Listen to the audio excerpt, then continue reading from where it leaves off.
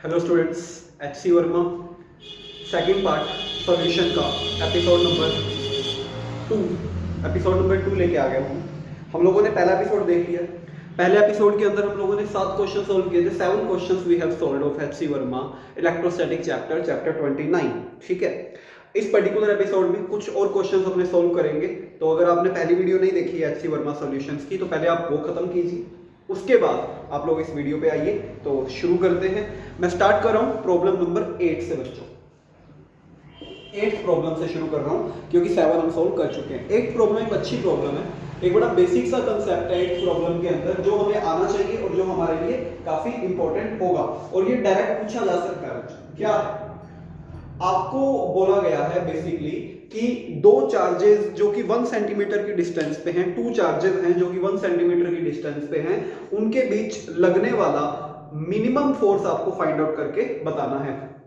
मतलब we have 2 charges जो कि 1 सेंटीमीटर पे हैं, उनके बीच लगने वाला मिनिमम इलेक्ट्रोस्टैटिक फोर्स आपने फाइंड आउट करना है। तो इलेक्ट्रोस्टैटिक फोर्स का फॉर्मूला क्या होता है? K Q1 Q2 by R square. R की वैल्यू क्या है? 1 सेंटीमीटर। इसको मीटर में कन्वर्ट करेंगे, जरूर करेंगे, करना पड़ेगा, इसके बिना प्रॉब्लम हो जाएगी नहीं तो, और ये प्रॉब्लम सॉल्व नहीं हो पाएगी। तो अब आपको क्या चाहिए? देखो K हमें पता है, K हम लोग जानते हैं अच्छी तरह से। क्या होता है बच्चों? 9 × 10⁻⁹ M के इसमें होता है ये न्यूटन मीटर स्क्वायर पर कूलम स्क्वायर, ये होता है। हमें फोर्स निकालना है, तो फोर्स निकालने के लिए बस हमें Q1 और Q2 के बारे में पता होना चाहिए। तो देखिए, मिनिमम फोर्स निकालने के लिए ऑब्वियस सी बात है, जब R उन्होंने फिक्स कर दिया, कांस्टेंट कर दिया, K तो कांस्टेंट होता है, तो मिनिमम फोर्स निकालने के लिए Q1 Q2 को भी मिनिमम होना पड़ेगा। और हमें यह पता है Q1 और Q2 की मिनिमम वैल्यू जो होती है वो होती है E। अगर नहीं पता है तो आप लोग वॉल्यूम 1 या 2 जो हमारा है बेसिकली रेगुलर सीरीज का पार्ट 2, 3 वो आप देखिए, आपको वहां पर पता लग जाएगा। क्वांटाइजेशन के अंदर अच्छी तरह समझाया है मैंने कि मिनिमम वैल्यू क्या होती है। तो Q1 और Q2 की वैल्यू क्या हो जाएगी? E हो जाएगी। तो F कितना आ जाएगा यहां से अगर अपने सॉल्व करेंगे तो K E² bye R square. ठीक है, बस अब अपने को क्या करना है? K की, E की, R की सबकी वैल्यू पुट कर देनी है। तो अगर आप K की, E की, R की सबकी वैल्यू पुट करते हो तो देखो क्या आया। यहां पे मैं सोल्व कर रहा हूं, ऊपर देखेंगे क्या आ जाएगा। K की वैल्यू 9 × 10⁻⁹ E की value 1.6 × 10⁻⁻19 whole square by R की वैल्यू बच्चों 1 सेंटीमीटर। तो मैंने बोला था मीटर में कन्वर्ट कर लेंगे, स्क्वायर करेंगे तो -4। जब हम इसको सोल्व करेंगे तो हमें जो फाइनल आंसर मिलेगा वो मिलेगा 23.04 × 10⁻⁻25 न्यूटन। तो ये हमारा आंसर आ गया। ठीक है, क्या किया मैंने फॉर्मूला यूज किया सिंपल सा इलेक्ट्रोस्टैटिक का। R गिवन था, K मुझे पता था, Q1 Q2 को मैंने E एज्यूम कर लिया। कारण क्या है E एज्यूम करने का? रीजन क्या है? क्योंकि मिनिमम वैल्यू चार्ज की चाहिए, और चार्ज की मिनिमम वैल्यू क्या होती है बच्चों? E होती है। क्वांटाइजेशन ऑफ चार्ज से आप लोग 3rd वीडियो में देख सकते हैं रेगुलर सीरीज की, you will get it at 12th की रेगुलर सीरीज में। क्लियर? डन? ओके। कुछ पूछना है तो कमेंट बॉक्स में पूछिए, और हमें सब्सक्राइब कीजिए हमारे चैनल को, और हमें इंस्टाग्राम पे @thephysicsbooster पे फॉलो कीजिए। चलिए नेक्स्ट क्वेश्चन की तरफ चलते हैं। क्वेश्चन नंबर 9 देखते हैं। क्वेश्चन नंबर 9 मैं अपनी रेगुलर बैच की सीरीज में करवा चुका हूं। कहां पे आपको ये मिल जाएगा? कहां पे मिलेगा आपको? ये आपको मिलेगा क्वेश्चन नंबर 9, 1 मिनट आपको बताता हूं मैं। ये आपको एपिसोड 4 में मिलेगा। एपिसोड 4 अगर आप देखेंगे, एपिसोड 4 रेगुलर सीरीज का एपिसोड 4, वहां पे आपको क्वेश्चन नंबर 9 के जैसा सिमिलर एक क्वेश्चन मिल जाएगा। उस मेथड से आप सोल्व करेंगे 9th क्वेश्चन को, यू विल गेट। एपिसोड का नाम है best numericals on quantization of charge. वहां पे मैंने डिस्कस किया है इस पर्टिकुलर क्वेश्चन को। ठीक है, क्वेश्चन क्या है? इन्होंने बोला है कि 100 ग्राम H2O, 100 ग्राम H2O में अंदर 100 ग्राम वाटर के अंदर कितने इलेक्ट्रॉन्स एग्जिस्ट करेंगे और उस पे चार्ज कितना आएगा। तो similar question I have discussed with an example. एक और एग्जांपल भी मैंने समझाया था, तो आप वहां पे इसको देख सकते हैं। मैं चलता हूं क्वेश्चन नंबर 10 की तरफ। तो क्वेश्चन नंबर 9 आपको वहां से मिल जाएगा। ठीक है, वहां पे आप चेक कर लेना। Question number 10 is the part of 9th question. 9th और 10th एक दूसरे के हिस्से हैं, पार्ट है। 9th के बिना 10th नहीं हो सकता। क्या है 10th? तो मेरे को 9th का डाटा चाहिए होगा, और 9th को सोल्व करना आप सीख सकते हैं उस वीडियो से। तो 10th नंबर क्वेश्चन में आपको बोला गया है कि अगर H2O का सारा पॉजिटिव चार्ज एक तरफ हो जाए और सारा का सारा नेगेटिव चार्ज एक तरफ हो जाए और उनके बीच का जो गैप है वो आपको दे दिया जाए 10 सेंटीमीटर, ठीक है। H2O पिछले क्वेश्चन में क्या पूछा था, उन्होंने बोला कि H2O के अंदर कितना पॉजिटिव चार्ज होता है कितना नेगेटिव होता है, ये हमें पता है जितना पॉजिटिव होगा उतना नेगेटिव होगा। अब इस क्वेश्चन में क्या पूछ रहे हैं ये, अब इस क्वेश्चन में ये पूछ रहे हैं कि अगर सारा का सारा पॉजिटिव चार्ज एक तरफ हो जाए, सारा का सारा नेगेटिव चार्ज एक तरफ हो जाए और बीच का जो गैप है वो कितना आ जाए बच्चों 10 सेंटीमीटर आ जाए, तो पूछ रहे हैं कि दोनों के बीच इलेक्ट्रोस्टैटिक फोर्स कितना काम करेगा, what will be the value of electrostatic force. तो हमें पता है कि F की वैल्यू क्या होती है, फोर्स का formula K Q1 Q2 by R square. देखिए Q1 और Q2 की वैल्यू पिछले क्वेश्चन से आपको मिलेगी, 9th प्रॉब्लम से मिलेगी आपको, मेरे पास है मैंने सोल्व किया हुआ है, तो जो वैल्यू है वो मैं आपको बताता हूँ, वो आती है 5.3 × 10⁻⁶। ये 9th क्वेश्चन को सोल्व करने पे आपको मिल जाएगी और 9th क्वेश्चन के लिए आपको एपिसोड 4 देखना पड़ेगा। ओके, तो Q1 Q2 आ गया। R की वैल्यू गिवन है क्वेश्चन के अंदर बच्चों, R इन्होंने बोला है कि 10 सेंटीमीटर आप डिस्टेंस कंसीडर करिए, तो मैंने कहा ठीक है कर लेते हैं, कितना आ गया 10 × 10⁻⁻² मीटर। अब बस मेरे को क्या करना है, वैल्यूज पुट करनी है, तो F इज इक्वल टू क्या होता है 9 × 10⁻⁹, 5.3 × 5.3, ठीक है, इंटू 10⁻12। Q1 Q2 है ना, तो मल्टीप्लाई किया मैंने, और यहाँ पे स्क्वायर है, ये देखो 10⁻⁻1 बन गया, ये 10⁻⁻1 बन गया, इसका स्क्वायर कर दो तो 10⁻⁻² आ जाएगा, स्क्वायर तो करना ही पड़ेगा ना, ये दिक्कत हो जाएगी, ठीक है। तो इसको जब अपने सोल्व करेंगे, तो मैंने सोल्व करके रखा है, आप कैलकुलेशन पार्ट चेक करना अच्छी तरह से, जब आप इसको सोल्व करोगे तो you will get force equal to 2.53 into 10⁻25 newton. तो यही हमसे पूछा गया था। तो 9th और 10th एक दूसरे से कनेक्टेड है, ये सीबीएसई के अंदर भी आ सकता है क्वेश्चन, अच्छा क्वेश्चन है, ये सीबीएसई में पूछा जा सकता है, तो आप लोग आसानी से इसको सोल्व कर सकते हैं। होप आपको ये प्रॉब्लम समझ आई होगी। तो 10th करने से पहले बच्चों 9th प्रॉब्लम को सोल्व करना, क्लियर। चलें अब हम चलते हैं क्वेश्चन नंबर 11 की तरफ। क्वेश्चन नंबर 11 की तरफ पहले एचसीवी सोल्व करो, खुद से सोल्व करो, जहां पे भी डाउट आए तो उसके लिए आप वीडियो ओपन करो, आपके पास वीडियो अवेलेबल है, आप जिस क्वेश्चन में डाउट देख रहे हैं उस क्वेश्चन को ढंग से समझा रहा हूं मैं, आप समझिए। कंटिन्यू, ठीक है। क्वेश्चन नंबर 11 देखो बच्चों, 11th क्वेश्चन में क्या दे रखा है आपको। 11th क्वेश्चन में आपको गिवन है कि आपको बोला गया एक गोला है, एक स्फेयर है, अच्छी तरह समझना, एक स्फेयर है जिसकी रेडियस है 6.9 फर्मी। मैं डायग्राम बना दूं, कहते हैं न्यूक्लियस को ना एक स्फेयर मान लो 6.9 फर्मी का स्फेयर मान लो, फर्मी मतलब 10⁻⁻15, ठीक है, मीटर। और कह रहे हैं कि दो प्रोटॉन्स रखो इसके अंदर जो कि लार्जेस्ट डिस्टेंस पे हो, दो प्रोटॉन्स रखो जो कि कहां हो बच्चों, लार्जेस्ट डिस्टेंस पे हो। अब लार्जेस्ट डिस्टेंस का मतलब क्या होता है, किसी भी स्फेयर में लार्जेस्ट डिस्टेंस देखो, मान लो एक प्रोटॉन मैंने यहां पे रखा, तो लार्जेस्ट डिस्टेंस मेरे को तो लग रहा है यही हो सकती है, ये वाली जो आपके सामने है। तो मतलब जो गैप है उनके बीच का, यानी कि r की जो वैल्यू है, जो गैप हम कंसीडर करते हैं, वो तो डायमीटर के इक्वल हो गया। 6.9 फर्मी जो है वो रेडियस है, तो डायमीटर कितना हो जाएगा 13.8 फर्मी, 2 से मल्टीप्लाई किया है मैंने, और इसको अगर मैं मीटर में कन्वर्ट कर दूं बच्चों तो कितना आ जाएगा, ये आ जाएगा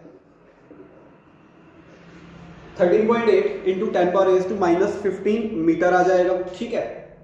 R मिल गया, Q1 Q2 अवेलेबल है, चार्ज फोर्स निकालना है ना, Q1 Q2 तो अवेलेबल है ना प्रोटॉन, तो बस खत्म question. F is equal to K E R square, values put करें, क्या आ जाएगा 9 इंटू 10⁻⁹ E 1.6 10⁻⁻38 बच्चों अपॉन कितना आ जाएगा E R स्क्वायर, इसका स्क्वायर, तो 13.8 इंटू 13.8 इंटू 10⁻⁻30, ठीक है। जो इसमें समझने वाली बात थी वो थी लार्जेस्ट डिस्टेंस। स्फीयर के अंदर मेरे को दो चार्जेस लार्जेस्ट डिस्टेंस पे अगर रखने हैं तो मेरे को सिंपल सी बात पता है कि वो डायमीटर पे ही हो सकते हैं, ठीक है। रेडियस गिवन है तो वो लार्जेस्ट डिस्टेंस क्या हो सकती है, डायमीटर ही तो हो सकती है, और क्या हो सकती है, तो मैंने डायमीटर पुट कर दिया। अब देखो कैलकुलेशन पार्ट है, अच्छी तरह इसको कैलकुलेट करेंगे तो हमें जो एफ की वैल्यू मिलेगी बच्चों वो आएगी कितनी, वो आएगी, मैंने सोल्व करके रखी हुई है, वो है 1.21 न्यूटन,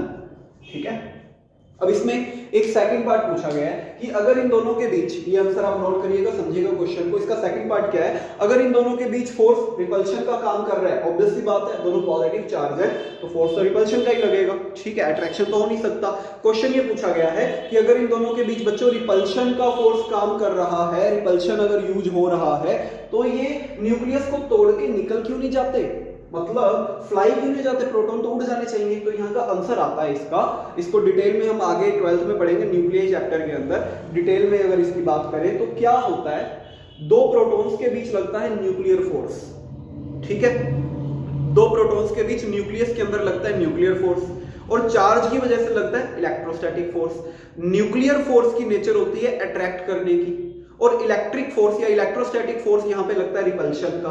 तो जो न्यूक्लियर फोर्स की वजह से दोनों चार्जेस के बीच अट्रैक्शन हो रहा है ना, वो बहुत ज्यादा है रिपल्शन के कंपैरिजन में। तो न्यूक्लियर फोर्स जो होता है अट्रैक्शन नेचर का होता है, और वो स्ट्रॉन्ग होता है इलेक्ट्रोस्टैटिक रिपल्शन फोर्स से, इसलिए अट्रैक्शन रिपल्शन पे ज्यादा हावी हो जाता है, ज्यादा भारी हो जाता है, तो बॉडीज एक दूसरे को अट्रैक्ट करके रखती हैं, इसलिए चाहते हुए भी ये प्रोटॉन्स उड़ नहीं सकते, न्यूक्लियस को तोड़ नहीं सकते। कारण क्या है बच्चों, कारण रीजन क्या है इसका बच्चों, रीजन ये है nuclear force is of strong nature then electrostatic force. Even आपने 11th में पढ़ा होगा कि नेचर का सबसे स्ट्रॉन्गेस्ट फोर्स है न्यूक्लियर फोर्स, दैट्स व्हाई ये चाह के भी फ्लाई नहीं कर पाते। तो फोर्स हमारी वैल्यू आई 1.21 न्यूटन। क्लियर, होप आपको समझ आया होगा। कोई डाउट इसमें है तो you can ask in the comment box. चलिए आगे क्वेश्चन नंबर 12 डिस्कस करेंगे बच्चों। H C. Verma, question number 12, chapter number 29, electric field and charge हम पढ़ रहे हैं, ठीक है।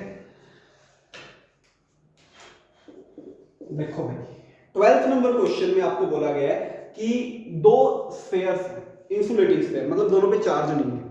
मैंने अपने एक वीडियो में डिस्कस किया था जब दोनों पे चार्ज नहीं है, एपिसोड नंबर 5 में आपको मिलेगा देखने को, ठीक है, एपिसोड 5 एक दो दिनों में आ जाएगा। तो उस पर्टिकुलर वीडियो में यू कैन सी कि जब दो इंसुलेटेड स्फीयर होते हैं, मतलब चार्ज नहीं होता, तब क्या किया जाता है। दो इंसुलेटेड स्फीयर को जब रब किया गया, रगड़ा गया, इनको अच्छी तरह से रब किया गया, तब क्या होता है, बेसिकली चार्ज का ट्रांसफर होता है। तो जब चार्ज का ट्रांसफर कब तक होता है, जब तक दोनों पे सेम चार्ज ना आ जाए। तो ये कह रहे हैं कि दो इंसुलेटिंग स्फीयर थे, दोनों को रब किया गया, रब करने से उनके बीच में जो फोर्स काम कर रहा है वो आपको दे दिया 0.1 न्यूटन का फोर्स हमने काम किया जब उनको रब करके अलग रख दिया दोनों को। और इस रबिंग के टाइम कुछ इलेक्ट्रॉन्स ट्रांसफर हुए, वो आपसे पूछा गया कितने ट्रांसफर हुए, वो आपसे पूछा गया कितने ट्रांसफर हुए, कि रबिंग के टाइम कितने इलेक्ट्रॉन्स ट्रांसफर हुए। तो बेसिकली हमें पता है फोर्स हमें गिवन है F = K Q1 Q2 by R²। R इन्होंने दिया, अपने को बोला है इनको कितने डिस्टेंस पे रखा हुआ है, इन्होंने बोला है कि इनको 10⁻⁻² मीटर यानी कि 1 सेंटीमीटर की डिस्टेंस पे रखा हुआ है, 1 सेंटीमीटर की डिस्टेंस पे रखा हुआ है, मतलब 10⁻⁻² मीटर की डिस्टेंस पे रखा हुआ है। अब हमें बस F मिल गया, हमें N निकालना है। तो देखो मैंने आपको बोला रबिंग के बाद दोनों पे इक्वल चार्ज आ जाता है, तो एक पे पॉजिटिव एक पे नेगेटिव आएगा, फर्क सिर्फ मैग्नीट्यूड का रहता है, लेकिन चार्ज की अमाउंट इक्वल रहती है। तो चाहे Q1 है चाहे Q2 है बच्चों, किसके इक्वल रहेगा, वो Ne के इक्वल रहेगा, चार्ज की अमाउंट इक्वल रहेगी, उस पर फर्क नहीं पड़ेगा। तो Q1 और Q2 को Ne पुट कर सकते हैं, तो देखिए 0.1 K Ne अपॉन R², ठीक है। अब हमें बस एक छोटा सा काम करना है, यहाँ से N निकाल लेना है। क्लियर, N निकाल लेंगे तो N कितना आ जाएगा, यहाँ पे सोल्व कर रहा हूँ, N आ जाएगा बच्चों यहाँ पे 0.1 × 10⁻⁻⁴ अपॉन कितना आ जाएगा K × E², और यहाँ पे आएगा रूट। N कितना आ जाएगा, ये K की वैल्यू आपको पता है, E की वैल्यू हमें पता है। ये सारी वैल्यूज रख के आप जब सोल्व करेंगे तो आपको नंबर ऑफ इलेक्ट्रॉन्स मिल जाएंगे, कितने, आई हैव सोल्व्ड ऑलरेडी, तो आपको मिल जाएंगे इलेक्ट्रॉन्स 2 × 10⁻11, ठीक है। ये आपका आंसर आ जाएगा। होप आपको ये प्रॉब्लम समझ आया होगा। अच्छा प्रॉब्लम है, एनसीईआरटी में भी ऐसा ही प्रॉब्लम गिवन है, तो आप वहां से भी चेक कर सकते हैं, इसी प्रॉब्लम को सॉल्व कर सकते हैं। Getting my point?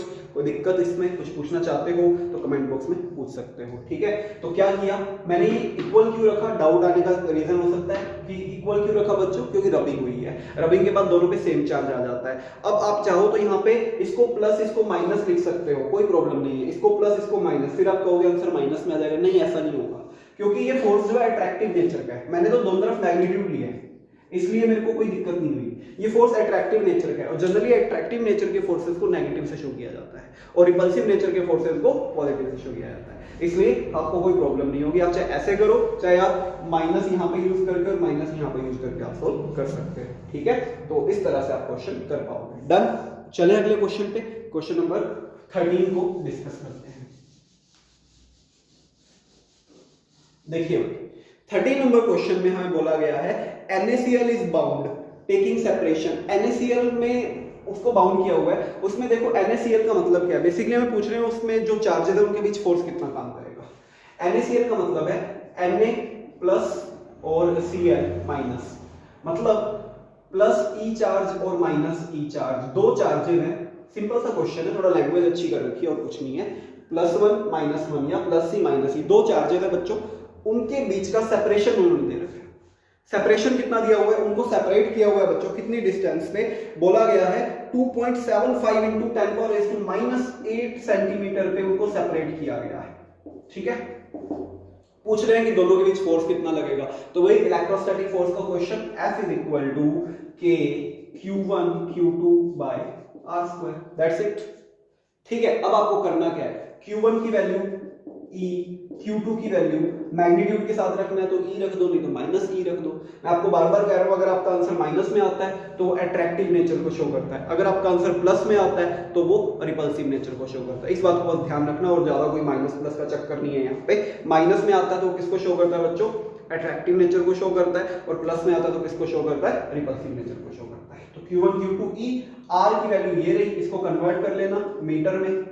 अब करना क्या है, सिंपल सी बात है, सारी वैल्यूज पुट करनी है इसके अंदर, K की वैल्यू, Q1 की वैल्यू, Q2 की वैल्यू, R की वैल्यू पुट करके we will get our answer, जो कि आएगा 3.05 इंटू इतना न्यूटन। तो सिंपल, बिल्कुल सिंपल, बस हमें चेक करना है कि चार्जेस कैसे लिए जाएंगे। तो इन्होंने बस इतना किया, पहले तो सीधे चार्जेस दे रहे थे आज तक, अब इन्होंने क्या किया, प्लस ई माइनस ई, ये दो टर्म्स यूज कर लिए, तो कोई दिक्कत नहीं। NaCl है, HCl भी हो सकता था, H प्लस Cl माइनस, ठीक है, केमिस्ट्री में आपने पढ़े ही है, जितने भी आयंस हैं आप यहाँ पे यूज कर सकते हो। डन, होप आपको क्लियर होगा। मूविंग टुवर्ड्स क्वेश्चन नंबर 14, आइए we are going to discuss question number 14। Question number 14 का जो रिजल्ट है आप डायरेक्ट याद भी रख सकते हैं, क्योंकि ये डायरेक्टली आ सकता है नीट एम्स में। आपको बोला गया दो प्रोटॉन्स हैं आपके पास, ठीक है, दो प्रोटॉन्स हैं, उनको रखा गया किसी एक पर्टिकुलर सेपरेशन पे, तो उनके बीच लगने वाले इलेक्ट्रोस्टैटिक फोर्स का और ग्रेविटेशनल फोर्स का रेशियो क्या होगा। दो प्रोटॉन्स हैं, उनके बीच लगने वाले इलेक्ट्रोस्टैटिक फोर्स का और ग्रेविटेशनल फोर्स का रेशियो क्या होगा। तो करें सोल्व। देखो इलेक्ट्रोस्टैटिक फोर्स की हम बात करते हैं, क्वेश्चन नंबर 14। इलेक्ट्रोस्टैटिक फोर्स का formula K Q1 Q2 by R²। अब देखिए E R², कारण समझ आया, रीजन समझ आया, E क्यों, क्योंकि प्रोटॉन के चार्ज E होता है, तो मैं वैल्यू लिखने के बजाय इतना लिख रहा हूं।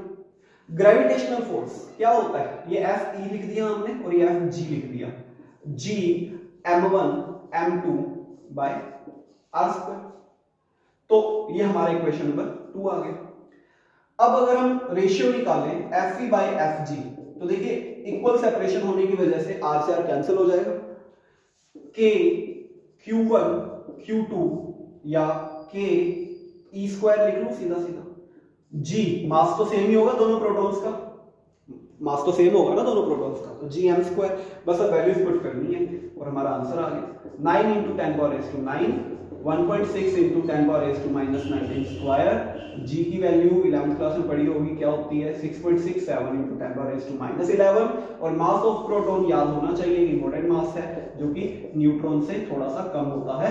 ये जब आप इसको सोल्व करेंगे इस पूरे डाटा को, तो you will get your answer, जो कि आएगा 1.35 × 10⁻36 रेशियो है ये। तो ऑर्डर इसका याद रखिएगा, कई बार डायरेक्ट ऑर्डर पूछ लिया जाता है, डायरेक्ट ऑर्डर आप बता सकते हैं 10⁻�36 के ऑर्डर का फोर्स होता है, ये पूछा जा सकता है। क्लियर, आसान था, बस ग्रेविटेशन का फॉर्मूला, इलेक्ट्रोस्टैटिक का फॉर्मूला दोनों को डिवाइड किया, मेरा आंसर आ गया। डन। चलिए तो आज की लास्ट प्रॉब्लम डिस्कस करेंगे, क्वेश्चन नंबर 15, एक बहुत ही अच्छी और बेहतरीन प्रॉब्लम है।